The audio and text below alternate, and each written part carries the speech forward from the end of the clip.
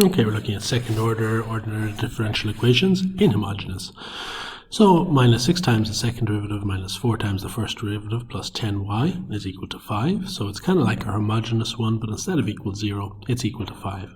But we first start, and we know the solution to an inhomogeneous equation is y is equal to u of x plus p of x. Now, the u of x is going to be our solution to the homogeneous part of the equation, which is the left-hand side.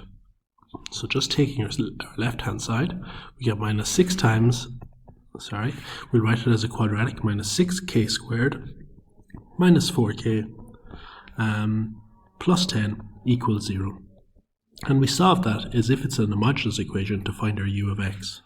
Now, this personal preference, I'm going to multiply everything by minus 1, just so I can have my k squared positive. Sorry, that should be 6k squared, of course.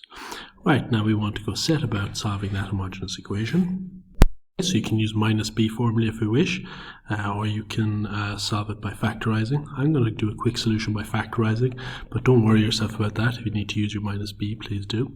And I'm going to say that is 10 by minus 6k squared, plus 10x minus 6x minus 10 equals 0. But I would, if you're not comfortable factorizing, I would always encourage you to do minus b, because it'll always work no matter what. The factorizing won't necessarily always work. So that'll leave me with 2 times, apologies, that should be k's in the middle there, 2k times 3k plus 5 minus 2 times 3k plus 5 equals 0. Okay, so my two factors are 2k minus 2 and 3k plus 5 when I factorize it out.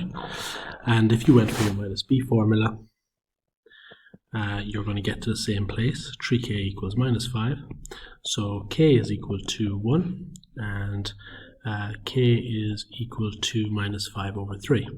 So the solution to the homogeneous parts, that's k1 and that's k2, or u of x there, is going to be ae to the power of 1x plus be to the power of minus 5 over 3x. Now, that's the homogeneous part done. So now we look at the left-hand side here. So we're always interested what type of equation it is, and there it's just a constant. So a constant, so if for example, if it was a linear equation on the left, that would look like ax plus b. If it was a quadratic on the left, that would be ax squared plus bx plus c. But we can see here on the left, it's just a constant, which is just a. Okay, so we set up our constant and we say p of x is equal to a, and then the second derivative of p of x, the first derivative of p of x is equal to 0, and of course the second derivative of 0 is also 0. So we sub that back into our equation.